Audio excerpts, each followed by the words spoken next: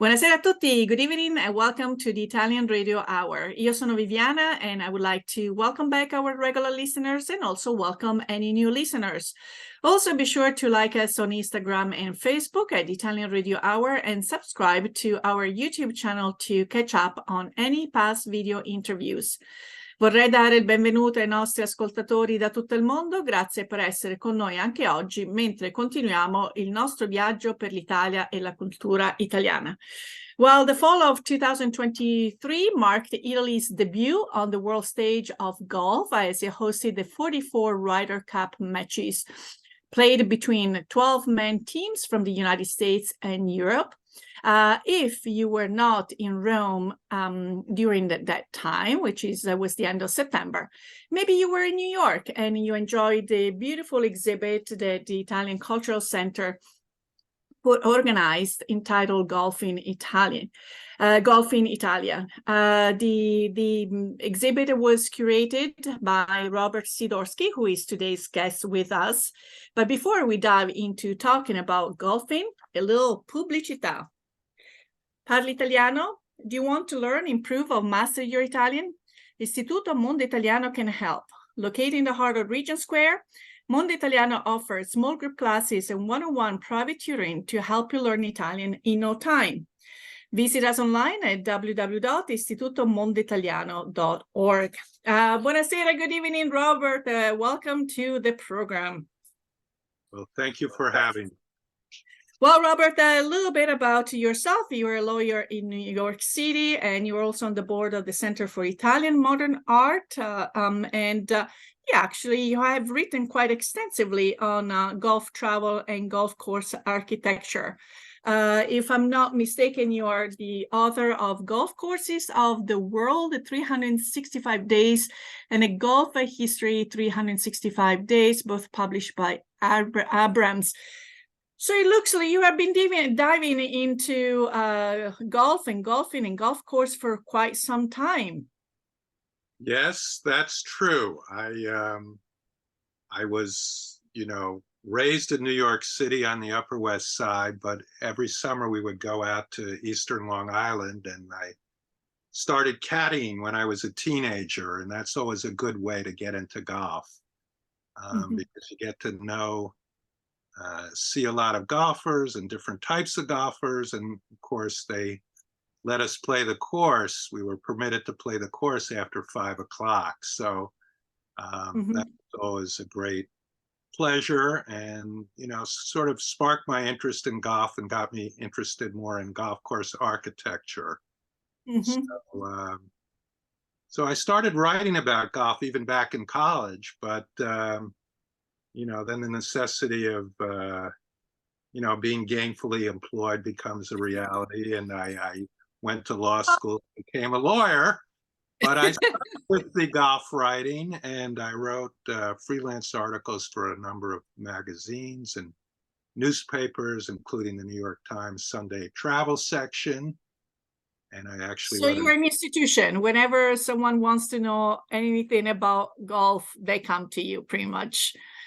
Well, I don't know if I'd go quite that far, but unfortunately, I do have a lot of esoteric knowledge about golf. So some of which I'll share with you during this conversation. Yes. So talking about, golf courses before we get to diving into this beautiful exhibit, have you traveled? What countries do you think I don't know, have something, provide something unique as far as an experience for their players, or something, that really impressed you? Well, of course, Scotland and to a certain extent Ireland sort of have the great seaside golf courses, the great links courses, which are seaside courses with the land linking the sea to the dunes, and so those are very natural courses, and they're very appealing.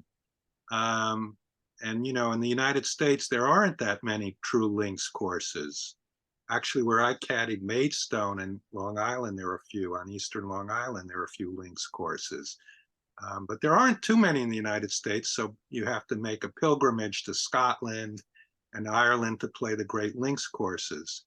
But I have to say, golf in continental Europe is underrated, and it's starting to get more exposure because, and I think people were very impressed with, in the Ryder Cup, seeing Marco Simone, where they played the Ryder Cup in Rome. But Italy actually has a lot of very nice courses. They're not links courses, but they're very attractive courses because they're a lot of them are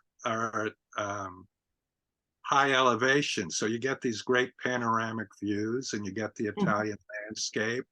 And they were designed by good English golf course architects. So they're good courses in terms of the quality of the design, but they're also uniquely Italian because they have these Italian landscapes with cypress and different types of evergreens and chestnuts and white birch trees up in northern Italy.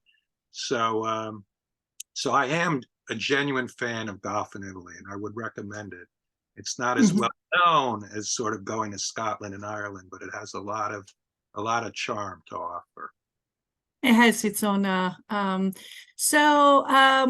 Obviously, there was a great excitement leading to this year's Ryder Cup because it was the first time that Italy hosted the event. So how does it work? Do they alternate between the United States and continental Europe, or is it, I don't want to say a raffle, but how does it work to determine?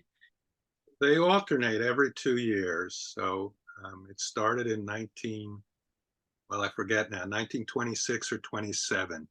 So originally it was a match between the United States and Great Britain. Those were the two golfing powers. And it was played every 2 years. And the trophy was donated by Samuel Ryder, who was an English guy who got very infatuated with golf later in life and donated the trophy. But he made his money actually selling packets of seeds to gardeners. So that was his business. But anyway, so what was happening is after the Second World War, the United States became very dominant in golf. You had great players like, Arnold Palmer and Ben Hogan and Sam Snead. So they were, and then later Jack Nicklaus. So they were winning very easily over Great Britain, and they added Ireland, but the US team was winning. It was quite one-sided. So what happened is in the 70s, you had an emergence of very great golfers from Europe, Seve Ballesteros from Spain, in particular, Bernhard Langer from Germany. You started to have some great Italian players like Costantino Rocca. And so they decided in 1979, it shouldn't just be the United States against Great Britain and Ireland, let's make it against all of Europe. And when they did that, it became very competitive and very exciting. And not only that, but Europe's been winning. So one of the key things about the Ryder Cup is actually Europe won again this year, and the United States had a strong team. They thought they were going to win, and they hadn't won in Europe for 30 years, but they lost again. So, so anyway, the next time it'll be played in 2 years from now will be back in the States at Bethpage Golf Black, Bethpage Black on Long Island. So your audience in the US can go watch it there. But but most of the time it had been played, as I say, in the UK. But it was played, I guess I'm losing track a little bit. I guess 2018 it was played in France. It was played once in Spain, once in France, and now this was Italy's turn. And this was a big coup for Italy to get the Ryder Cup, and it turned into a big success, I think, for Italian golf. We all kept our fingers crossed, all 60 millions of us. Yes,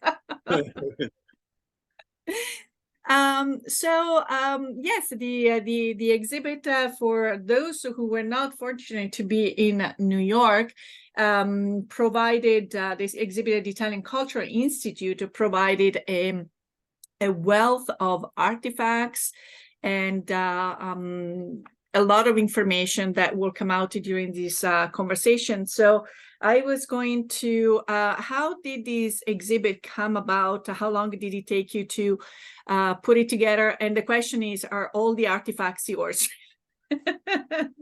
Okay, well, it came about because, I'd been interested in golf in Italy for some time. I'd written an article about golf in Italy back in the New York Times Sunday travel section back in, I think, 1996.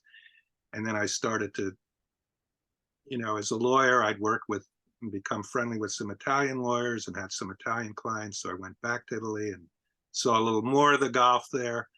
And so I sort of had the idea, and I got some support from Cima, from Laura Mattioli, and who thought this would be an exciting type of exhibit.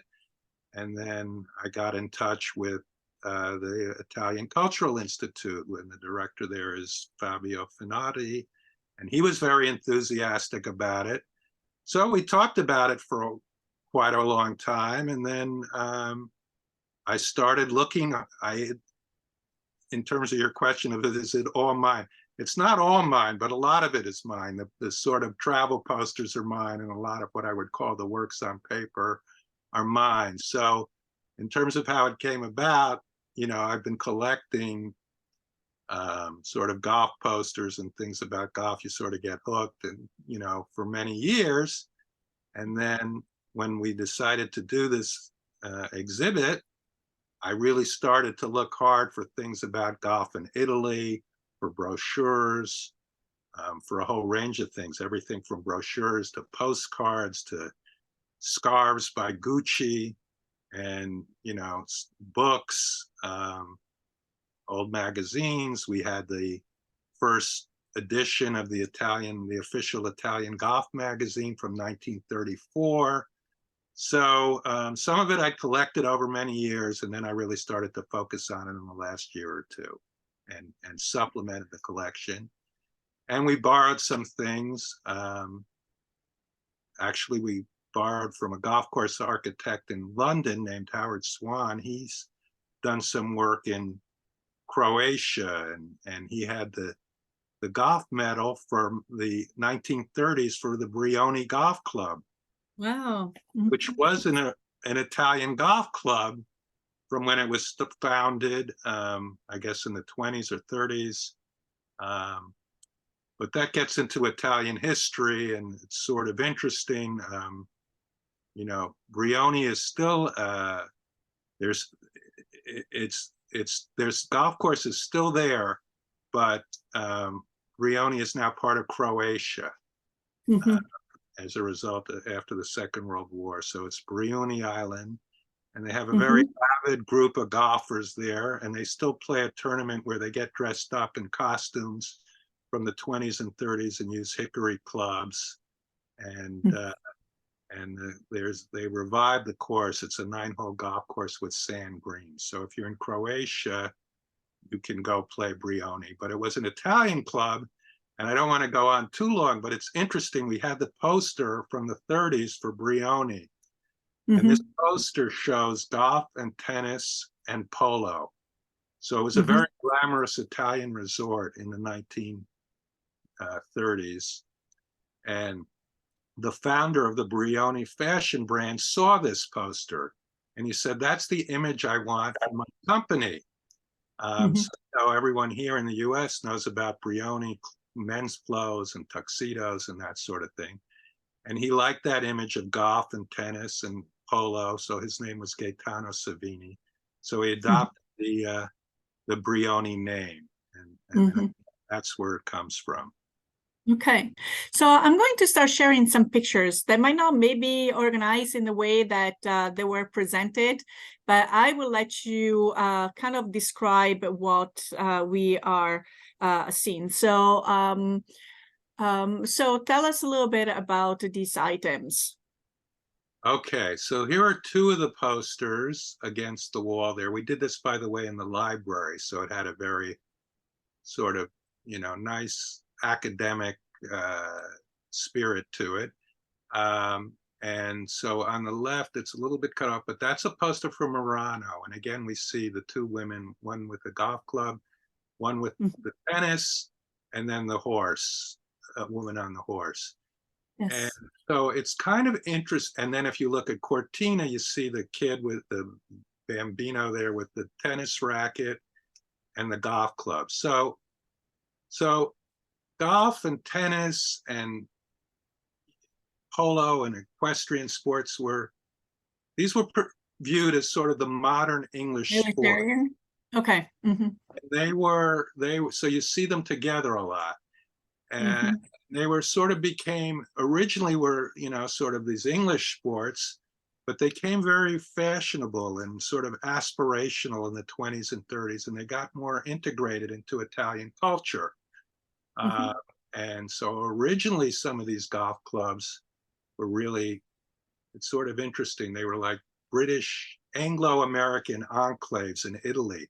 The members were not Italian when they started, but that started to change in the 20s and 30s as these sports became more fashionable, and you got, Italian sort of high society in Italy became members and started taking to golf very much.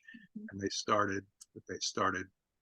formed the Federation of Italian Golf in, I think, 1928, and they started publishing a magazine in 34. So anyway, to get back to the photo, Murano is an interesting story. So that was a fashionable sort of resort spa and Cortina as well. They were both Murano is near and Cortina's in the Dolomites. So they were getting tourists, British and American tourists coming to the mountains, to the Dolomites, and they wanted to play golf and tennis. And this is advertising that. So Murano was a resort, and there's a museum in Murano called the Tourist Museum that actually has a nice collection of golf posters.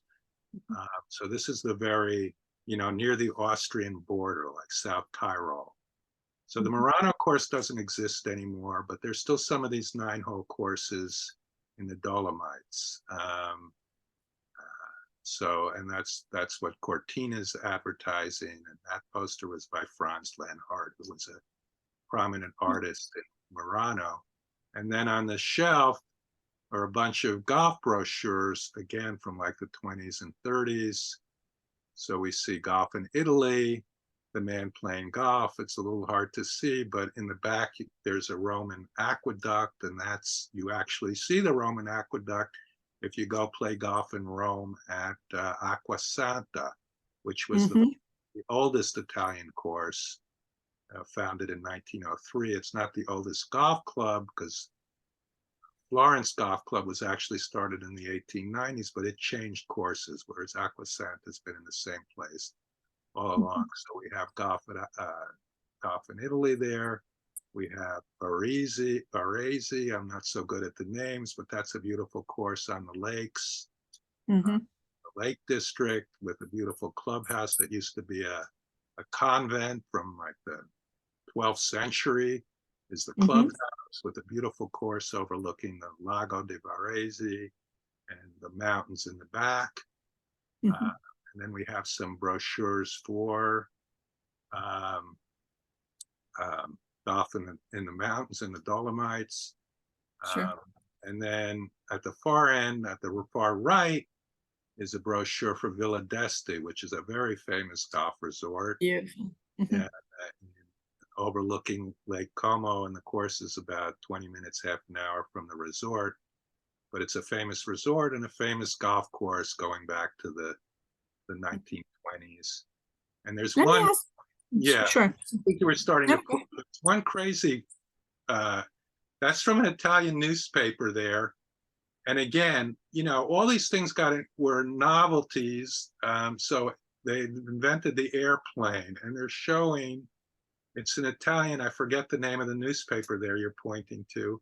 So they've got a circle on the ground at the golf course, and they're flying over with the plane and trying to drop the golf balls in the circle. That's what they're showing in the Italian newspaper. Now, just sorry to, but I was curious about did the men's golf and women's golf kind of developed at the same time, or was it at the beginning more of a men's sport, and then it took a little bit for the women's sport to pick up? I was just curious. Yeah, that's an interesting question. Well, that's a big subject, but it started, I guess I would say, as a men's sport. It was men, but women started playing more like in the 1890s. So they've been playing golf for a long time. Mm-hmm. But they played more. Sometimes, like at St. Andrews, they had like a putting course for women, going back to the 1890s. But in the 1890s, women did start to play golf, both in the United States and in the UK. So women, some clubs encouraged women to play. Now, some clubs have remained all male for a long time, but women started playing golf, I think, quite actively, like in the 1890s when golf really became more popular. There have been a couple, there was a great woman amateur golfer in Italy named Isa Goldschmidt, and she won a lot of tournaments like in the 50s and 60s into the 70s, and she was a member at Aqua Santa. I'll tell you, I guess it's a little bit of a diversion, but I'll tell you, in terms of women, when women started playing golf, the greatest, and this ties into golf in Italy, actually, curiously enough, the greatest woman golfer in the 1890s was someone named Lady Margaret Scott. She was a British aristocrat, and she won the Women's British Amateur 3 years in a row. She was like the Annika Sorenstam and of women's golf back in the 1890s. And she married another aristocrat named Lord Hamilton Russell, so she became Lady Hamilton Russell. So anyway, she and her husband were very enamored of Italy, like a lot of these British aristocratic class, and they started a golf course, a 9-hole course on Lake Como called Como Golf Club. The Lake Como Golf Club in a little town village called Dervio.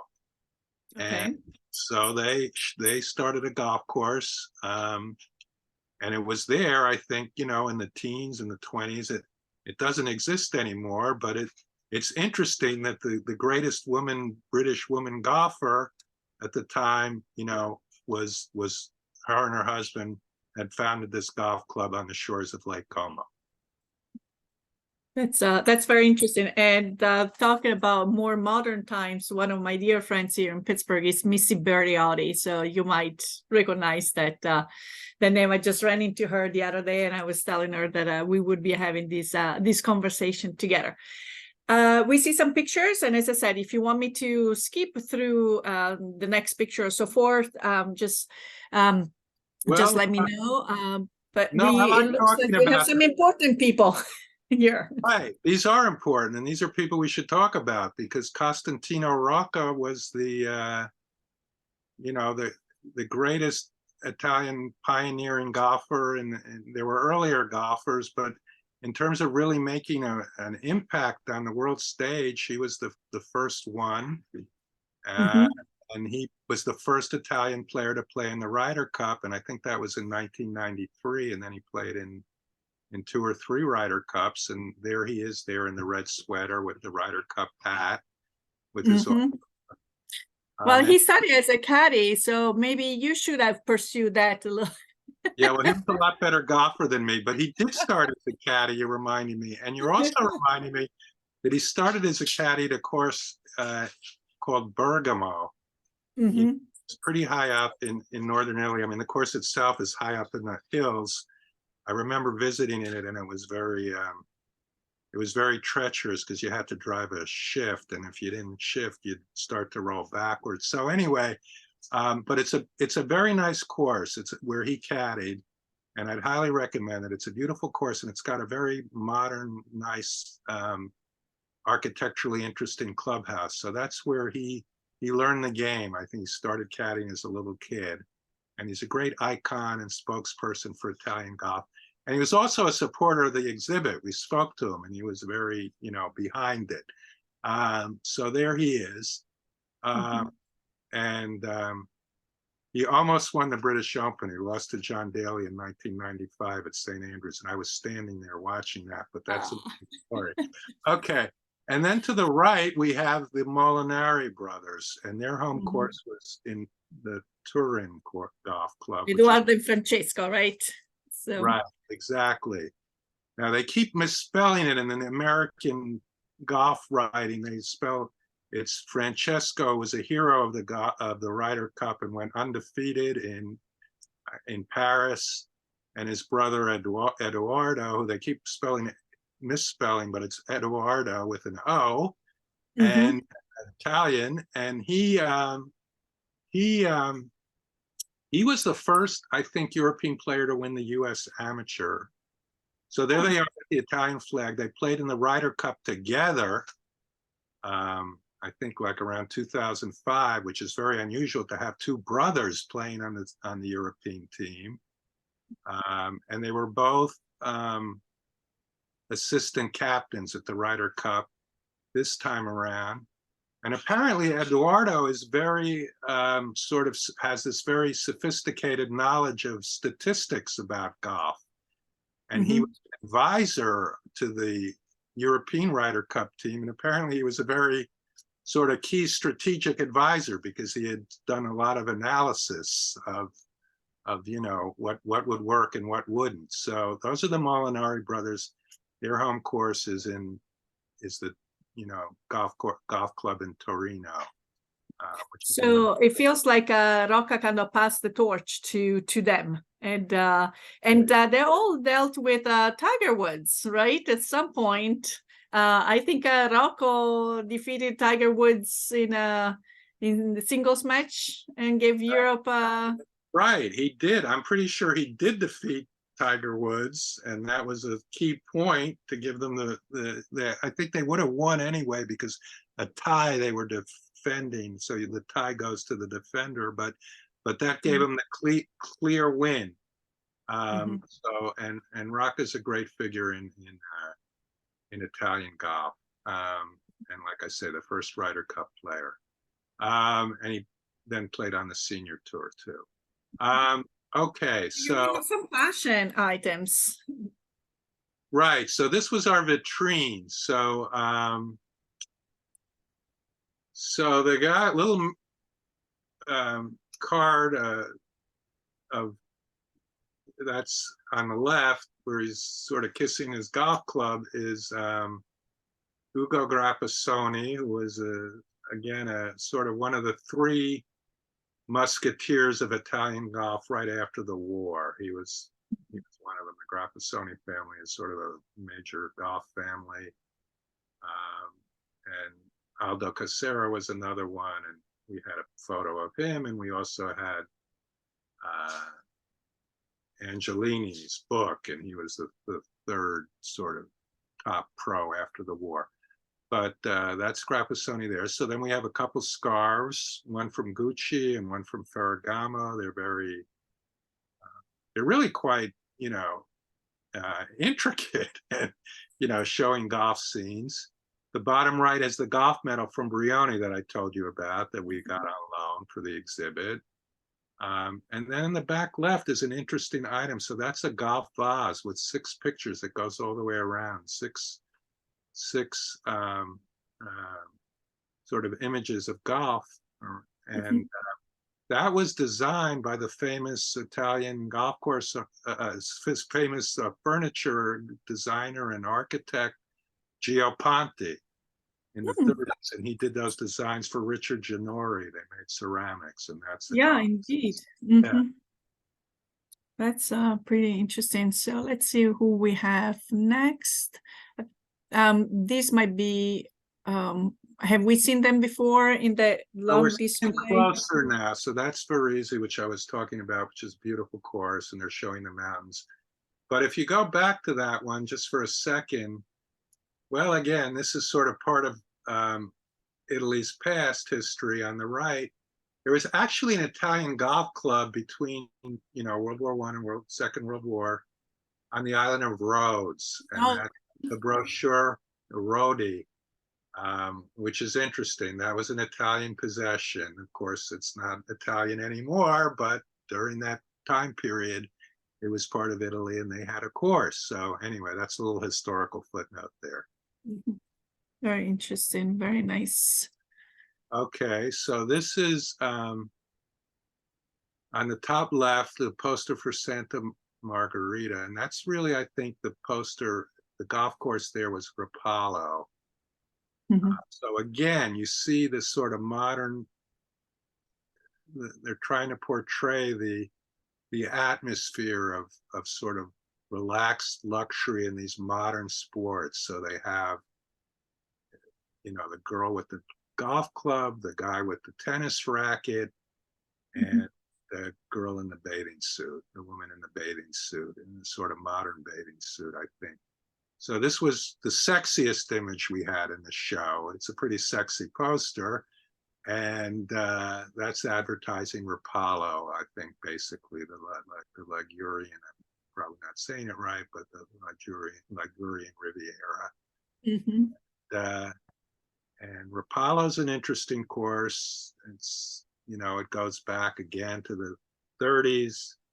A lot of, this is an area where a lot of movie stars and celebrities came and played golf. So we had photos of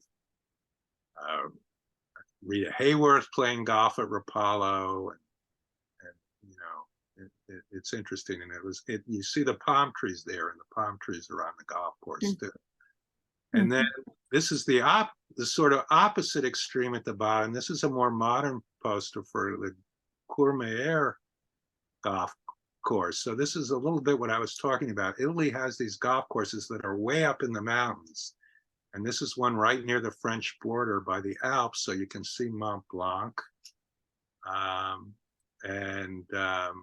It's saying it was founded in 1935. And so this is a sort of prime illustration of one of these sort of alpine mountain courses that Italy is quite, I wouldn't say necessarily famous for, but they should be famous for them. Okay. So here's the photos. Okay. So again, these are some interesting photos. On the top, the one on the left has a whole story. I'll leave that for a moment. Then the next to that is Guidonia, which is still there on Lake Garda, but it's changed its name. It's like Polacchio. Next to that is one of the first Italian native-born golf professional, whose name was Luigi Preti. He played in the Italian Open. There were only 4 competitors in 1925. He was one of them. And he made golf clubs. And we had a couple of his antique, hickory shafted golf clubs in the show. And so there he is.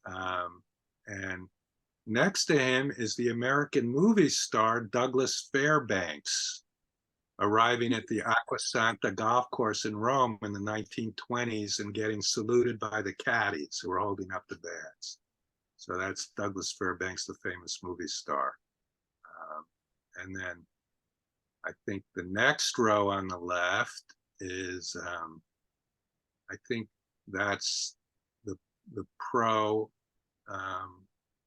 at the Florence Golf Club, Ugolino, with some caddies. And that's a very nice course. I visited it this summer. It's also got a sort of interesting clubhouse that was designed by a sort of modernist Italian architect named Gerardo Bozio in the 30s.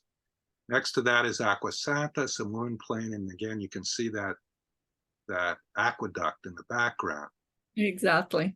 Right. Next to that is Isa Goldschmidt, the great amateur woman, leading Italian woman amateur I was talking about. And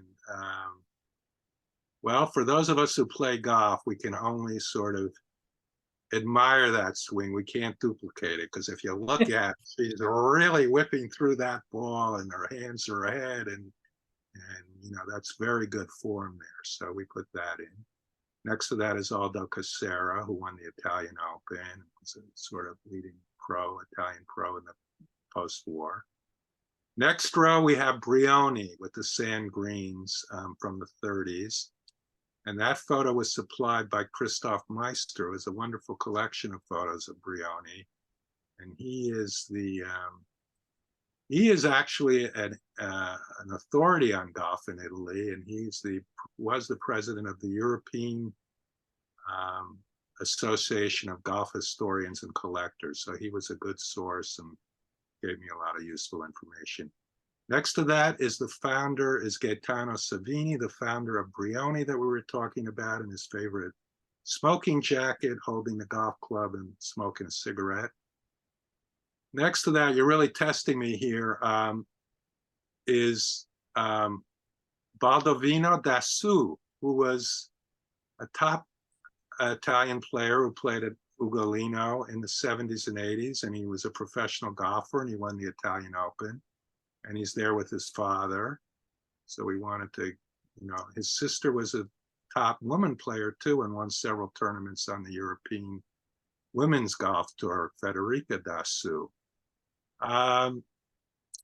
Next to that is an interesting photograph. They played the World Cup, which is not the Ryder Cup. It's two-man teams from all the different countries competing in what's called the World Cup. And it was held in the 60s at a very good course just outside Rome called Olgiata. And yes, this is the winning team displaying their trophy at Olgiata. This is the Canadian duo who won. And look, I'd have to think a little. I know their names, but it's okay. They'll forgive me. Knudsen and the other guy. It's the two good Canadian players. Okay. Next to that is bottom left is the great American golfer Lee Trevino, who played at Olgiata, and he's with the proprietor, the owner. He's at Olgiata at the World Cup with the owner of the Menagio Golf Club, which is a great old course up in the mountains overlooking Lake Como. Fantastic course. And his name's Antonio Roncaroni. So Menagio was founded as sort of this English club for the Anglican community in Milan, who had summer houses on the lake. And they started this golf course, which also has a fantastic golf library. And then it's still got this very English atmosphere. It's a wonderful course. And I think actually George Clooney is a member there. But in the 60s, the Roncaroni family took it over, and they really improved the course and redid the course and were great proponents of golf in Italy. So that's Lee Trevino there with Mr. Roncaroni. And then next to that is an interesting photo of a golf course in Sicily. So again, there was golf in Rhodes, there was golf in Sicily. This is the Mondello course in outside Palermo in the 30s. That course doesn't exist anymore, but they're great golf courses in Sicily. I haven't been there, but there's the Badura Resort, which is right along the sea. It's like the Pebble Beach of Italy. So I certainly hope I can get there one of these days. Next to that is Rita Hayworth playing at Rapallo. Next to that is Bing Crosby, who loved golf. He played all over the place. So that's Bing Crosby with his caddy at Ugolino. And next to that is women playing golf like in the 20s at Menagio, the course I was talking about. And then on the top left, I don't know how much you want, I'll try and make it quick, but in the top left, it's an interesting historical footnote that the first written record of golf being played outside of Scotland and Britain is in Italy.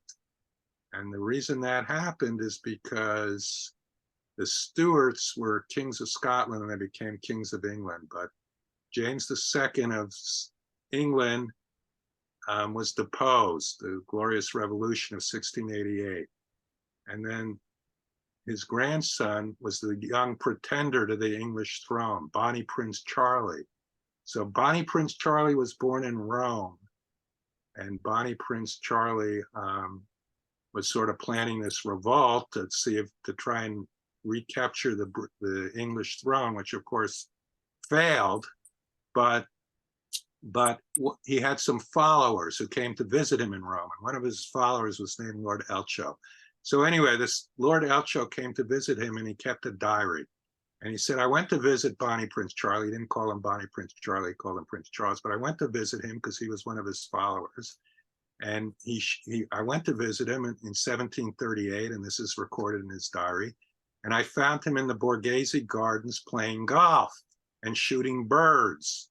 So this is an illustration from a bio of Bonnie Prince Charlie, like in the early 1900s, showing him playing golf in the Borghese Gardens. And that's the first record of golf being played outside of Scotland. Wow. Mhm. We have some other pictures. Right. Well, those are just various postcards, which are nice. This is a close-up of what we talked Go back about to today. that one. I'll just tell you very quickly, if we go back to the one before, on the top there is, oops. Well, anyway, it's Here, that's exactly, yeah. So those are the magazines. Those are the first year they published, the Federation of Italian Golf published its magazine in 1934, and we had all the original issues, and you can see that the sort of design is sort of very, bold and capturing the sort of style of the 1930s, and it has a photo of each of the Italian golf courses and very nice articles in the magazine. So we had those as part of the exhibit. Let's see. Okay. So I'll tell you quickly. So we have some books there and magazines. The one on the bottom left in the black and white is a history of Guidonia Golf Course, which, as I mentioned, was now in Croatia by a golf historian named Damir Ratosa, who's a member there. And so it's in Croatian, but like I say, it was an Italian course until 1945, and it's got a lot of interesting history. And then in the cabinet behind, again, we have some golf brochures, the one for golf in Italy, and you can see the Acqua Santa, the Claudian Aqueduct in the background there on the right. The one on the left is another one of Brioni, again, golf and polo and tennis. And then we had a couple luggage labels. So again, like I mentioned, there are these Italian courses that are way up in the mountains in the Dolomites, and you see the polar bear there with the skiing and the golf.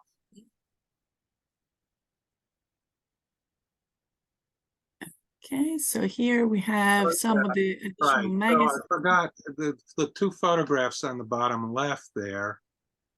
Those were loaned by the Varese Golf Club, and they show the opening of the course, the inaugural opening match in 1934.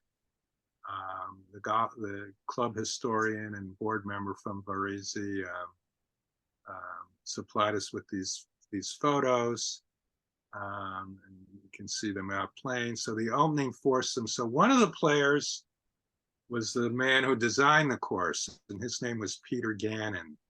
And he designed a lot of these classic golf courses in Italy in the 20s and 30s, and they're really wonderful courses.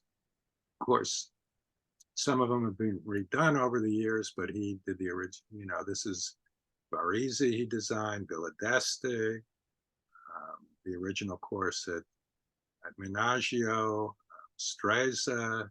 He did all these courses, and he's a very interesting character. He was born in Buenos Aires, and his parents were Irish, and he became a priest in England, and then he gave up being a priest because he was very good at golf, and he started winning amateur tournaments. He won like the Swiss Open and the Austrian Open, and he designed these great golf courses.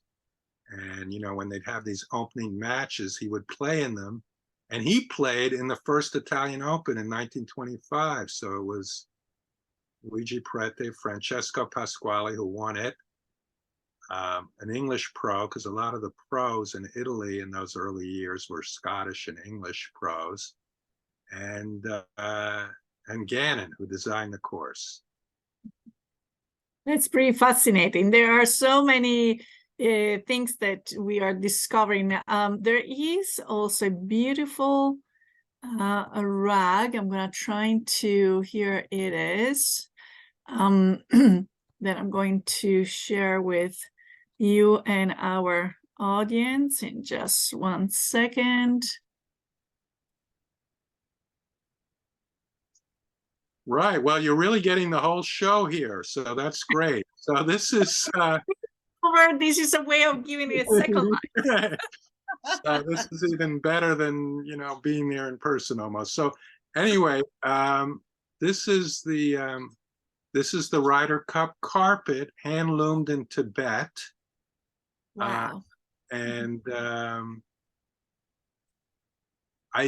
so you see the little golf clubs, and you can see the trophy, the Ryder Cup, which is the Ryder Cup there in the center. And my understanding, I don't know if it's true, but my understanding is that this rug with the carpet was commissioned by Tony Jacklin, who was the captain of the European team, winning European team a couple of times in some very sort of pivotal Ryder Cups. And you know, so there's the trophy, and we were able to display that as part of the exhibition. Wonderful. I have one more picture, and then I promise I will let you go. But I think I gotta find it for a second, because I think it's two golf clubs. I know there are, and maybe there is a story behind them, but I need to find them. You probably know which artifact I'm referring to, right? The two golf clubs. Yes. Yes. So as I said, that's sort of interesting. I didn't know that myself, but until this show, but they actually made, you know, in those days, in the 20s and 30s, the job of the professional was not just to sort of teach people golf or maintain the course even, but to, they made clubs. They were club makers. So these two clubs were actually made in Italy by this Italian golf professional. He may have gotten some of the parts in Scotland. I'm not sure about that, but he made them. And his name, as I mentioned, is Luigi Prete, and he was one of the first, and maybe the first sort of native-born Italian golf professional. And when you get up close, you can see those clubs are stamped with his name. Mm-hmm. And actually, I'm sitting next to one. Here's the driver he made. Okay, yeah, because they were by the Sanremo poster, I think. Right, and it's stamped on the top, El Prete, Moran, Carasi, Italy. Mm-hmm. So they actually, you know, I think he was the professional. He was professional in different Italian clubs, including Menagio, and but he was a professional at Lago di Carezza, which we have a poster for, and that's or Murano. I'm not sure which. I think it might have been Lago di Carezza, and that's, you know, so it's stamped Moran Carasi, Carasi being the German for Carezza. Mm-hmm. And it's interesting because Menagio, as I said, started out as an English golf club, and there was one of the members, his father had restored the course after World War II, is a man named Ted Dexter. And Ted Dexter was this giant in English cricket in the 1960s. But he grew up in Italy, in Milan, where his father was ran an insurance agency. And he learned golf at Menagio, and he learned golf from Luigi Preti and Aldo Casero then later on, and he played in pro-ams, and he was really a great top leading British amateur player after he you know, was this superstar in cricket. And he writes about Menagio, and it's very interesting about learning golf as a kid at Menagio. right before and after the war. So if you get a chance, someone could read his autobiography, and he talks about golfing at Menagio. Wonderful. Well, before we go into closing, do you have anything else that you would like to share? Whether it's going to be your upcoming travels to explore some other golf courses or anything? Well, I probably talk too much, but I should rest on my laurels. But we'll see. I mean, now that we've delved so deeply into Italian golf, I mean, we'll see. Maybe we can do some more with it. So you never know. And then I can come back and tell you about the next chapter. Absolutely. We would love to have you back. And again, for those of you who are interested in two very interesting books by Robert Sidorsky, we have Golf Course of the World, 365 Days, and Golf A History, 365 Days. Well, unfortunately, our time together is up, and il Big Ben ha detto stop. It is time for us to say arrivederci e alla prossima. We want to thank you for tuning in into the program. If you have any questions or comments, or if you have any topics you would like us to address, please contact us at theitalianradiohour@gmail.com. We would love to hear from you. Remember, if you or any of your family and friends have missed a prior episode or would like to listen to this episode again, please visit our website at www.istitutomonditaliano.org and click on the Italian Radio Hour tab. You can also subscribe to the Italian Radio Hour on YouTube or where you catch your favorite podcasts. I would like to profusely thank my guest, Robert Sidorsky, for sharing all his knowledge, or part of it, as much as we could capture in 45 minutes, and his passion for golfing and Italy. Our sponsor is Istituto Montecelio. Until next time, alla prossima. Ciao, ciao. Yeah.